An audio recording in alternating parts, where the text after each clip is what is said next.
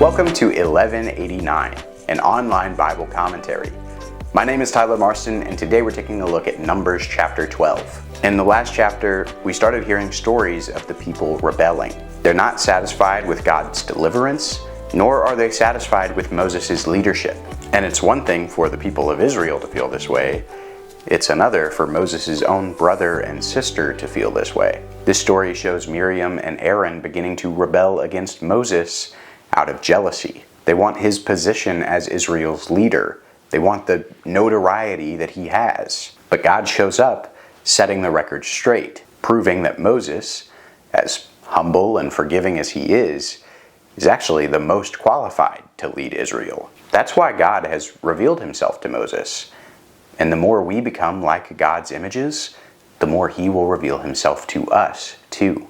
Then Miriam and Aaron spoke against Moses because of the Cushite woman whom he had married, for he had married a Cushite woman. And they said, "Has the Lord indeed spoken only through Moses? Has he not spoken through us as well?" And the Lord heard it. Now the man Moses was very humble, more than any man who was on the face of the earth. And so we see that even people in Moses' own household are frustrated with his leadership, even after everything that happened in the last chapter with the quail and the plague. Aaron, the high priest, and Miriam, the prophetess, are adding to the complaints that Moses has to deal with. First, Miriam and Aaron are upset about Moses' Cushite wife. Now, this is a little bit of a puzzle that has stumped some scholars over the years. We know that Moses had married Zipporah, who was a foreigner, but she was from Midian, not from Cush. Some scholars interpret this phrase to be referring to Zipporah's dark skin complexion instead of her being a literal Cushite. Others hold the opinion that Zipporah had died by this point, and Moses had remarried out of the mixed multitude that left Egypt. Moses is over 80 years old at this point, and it would explain why his wife's ethnicity is only just now drawing ire from his siblings. But even more than all that, Miriam and Aaron are angry because they're being overshadowed by Moses' notoriety and his leadership and reputation among the people. The way they see it, they've been used by God just as much, and they deserve a higher position. They deserve to be a mouthpiece of God, just like Moses was called to be in Exodus 4. Now we know that Miriam in particular is probably leading this frustration. Her name is mentioned first, which is very rare for women in this time. Added to that is the fact that all of the verbs here in Hebrew are written in the feminine form. So there's all this drama and tension in the family. And Moses is trying to do his best to deal wisely with it, without overstepping his boundaries and without exploiting his position. Don't forget that Jesus was faced with the same challenge in John chapter 7 when his brothers didn't believe in him. Through Jesus and through Moses, we see that humility is the sign of a true leader. Suddenly, the Lord said to Moses and Aaron and to Miriam, "You three come out to the tent of meeting." So the three of them came out. Then the Lord came down in a pillar of cloud and stood at the doorway of the tent. And he called Aaron and Miriam. When they had both come forward, he said, "Hear now my words. If there is a prophet among you, I, the Lord, shall make myself known to him in a vision. I shall speak with him in a dream. Not so with my servant Moses. He is faithful in all my household. With him I speak mouth to mouth, even openly, and not in dark sayings. And he beholds the form of the Lord. Why then were you not afraid to speak against my servant, against Moses?" God has had enough of the people disrespecting Moses, especially Moses' own siblings who have sway in the community of their own. He summons the three of them to the tabernacle and appears in a cloud to talk with them. This should be terrifying for Miriam and Aaron, especially knowing what happened to Aaron's sons in Leviticus 10. God says that he will indeed pour out his spirit on his prophets. We saw that happen in the last chapter. They will speak on behalf of God. They will have visions. They will prophesy and all the rest. But Moses is even more than a prophet. He is God's most faithful servant. He is the only one who has been given the privilege to speak with God freely, to experience and know the glory and splendor of his presence uninhibited. So why shouldn't Miriam and Aaron have a little bit of respect for him. God is defending Moses.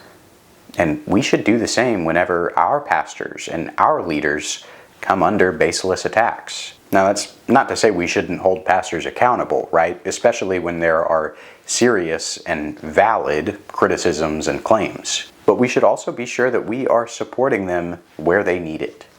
So the anger of the Lord burned against them, and he departed. But when the cloud had withdrawn from over the tent, behold, Miriam was leprous, as white as snow. As Aaron turned toward Miriam, behold, she was leprous. Then Aaron said to Moses, "O my Lord, I beg you, do not account this sin to us, in which we have acted foolishly, and in which we have sinned. Oh, do not let her be like one dead, whose flesh is half eaten away when he comes from his mother's womb." Moses cried out to the Lord, saying, "O God, heal her, I pray."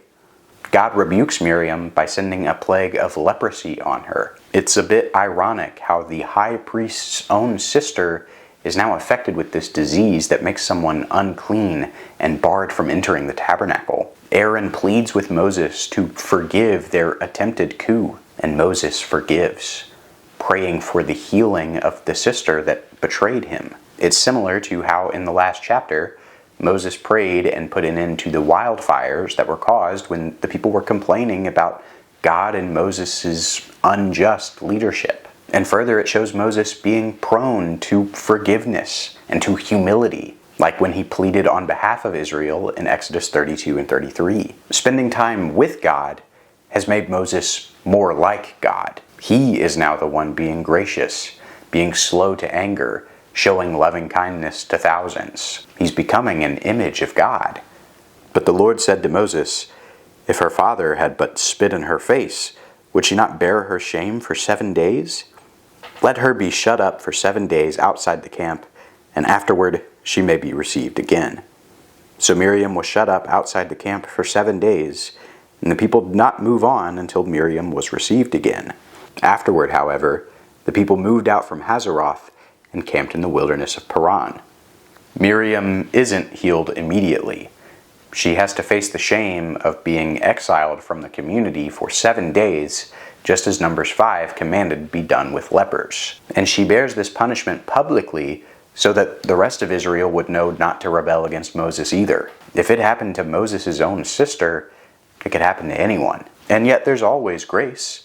There's always forgiveness.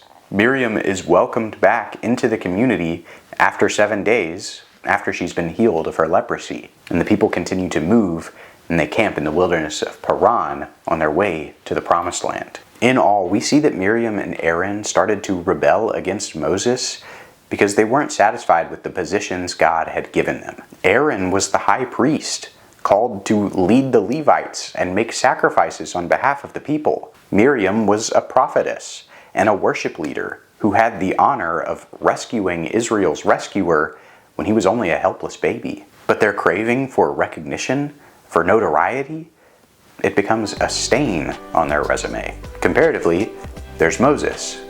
He hasn't been perfect by any means, but he's been humble. He has forgiven those who wronged him, praying that they would be healed. That humility that Moses exuded, that Jesus exuded, it's not always going to make you popular, but it will always mean something in God's eyes. Thanks for watching 1189. I hope that you have a good day, and God bless.